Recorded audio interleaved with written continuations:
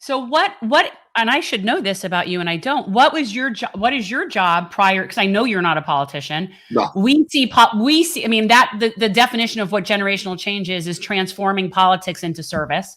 So, but what were you doing prior to getting involved in the political scene? Well, prior to running for office, I was in the military. So I did almost a decade in the military. I just turned 34. So folks think I'm a lot old. Yeah, folks think I'm like 40, 42. I just turned 34. So prior to that, I was in the military. And then I got out of the military and I started working with veterans who were having the same issues that I was having, mental health issues and struggling to cope and readjust to society. I did that for a while, and then I moved on to work with veterans at the college. That's my alma mater, my undergrad alma mater at Brooklyn College, doing pretty much the same thing. And then I got into housing organizing and for housing rights, around housing rights. And then that led me to meet with Congresswoman Clark.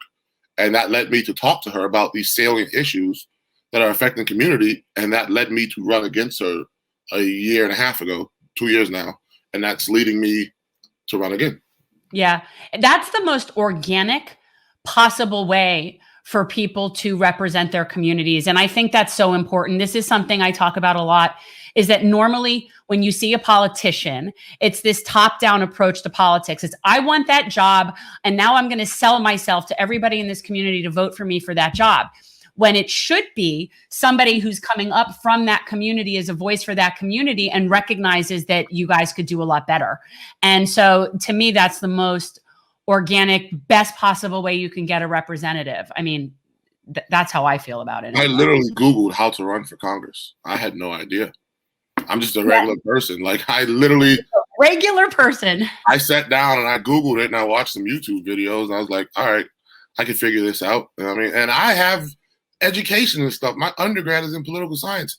I went to graduate school for freaking public policy. I still didn't know how to run for Congress. All the barriers you had to jump through. So I was like, I figured I could figure it out. And they make it very hard for the lay person to do it, but you can do it.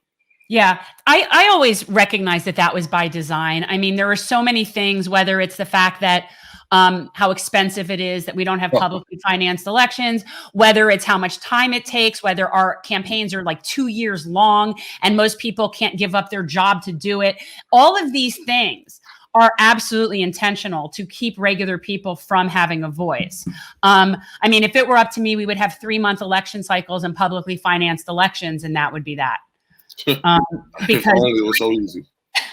I know. And we have the most expensive, if we don't get enough signatures, Florida is second most expensive to Arkansas. It's like $10,400 for us to get on a ballot. Just to get on the ballot? Just to get on the ballot. And for a congressional seat. You used to be able to get ballot signatures from the entire state. Debbie made sure that you can only get it from within the congressional district. So we have to collect the amount we need to. And of course, with COVID, that was it wasn't happening. So we had to cough up $10,400 just to get on the ballot. Wow. It really is a term of public service. And when it's a term of public service, you have to be answering to your constituents. If you have to change the rules, it means you're not good at your job. I just don't know mentally how.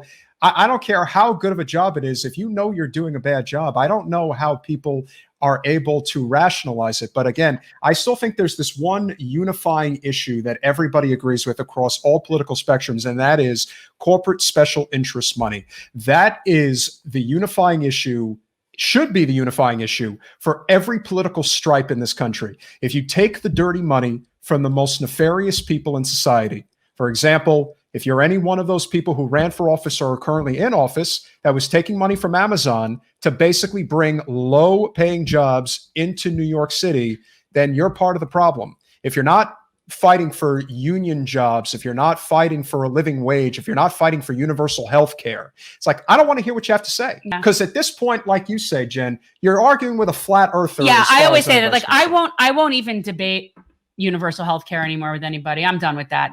I might as well debate a flat earther, or somebody like that. That's just not even something worth debating anymore. We're just at a point now where this just has to happen. I'm so glad you brought up Amazon. I want folks out there to Google Yvette Clarke in the Amazon letter. She was one of all of the New York City delegation, including the mayor, not AOC, obviously, signed the letter urging Amazon to move to Long Island City.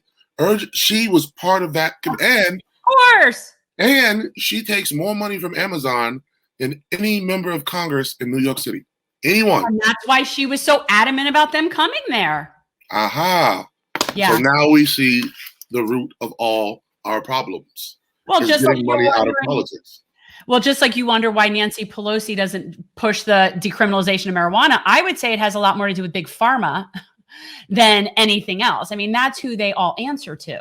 And listen, if the United States prison population was a state, we'd be like the 13th largest state in the nation.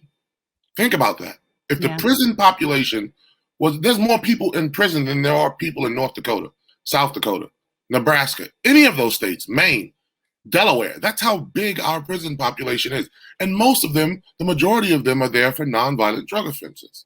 Yeah. So it's not just big pharma. The prison industrial complex is a leviathan, just like the pharma industry, just like the military industrial complex. When you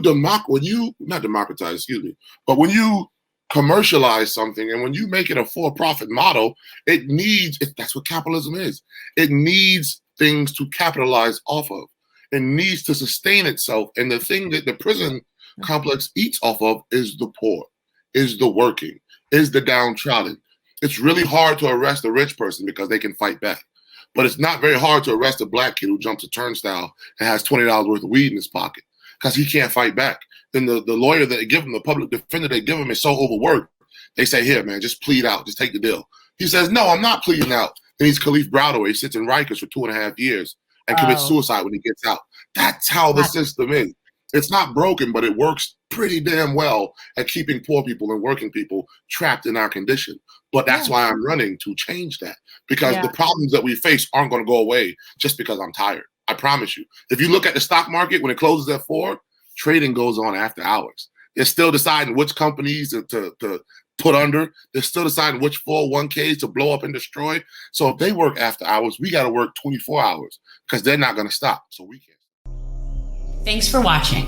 If you want to support our mission to transform politics into service, please like this video, subscribe, follow us on social media, and consider joining our Patreon, where you'll get early access to our interviews as well as other exclusive content. Links are in the description. Peace out.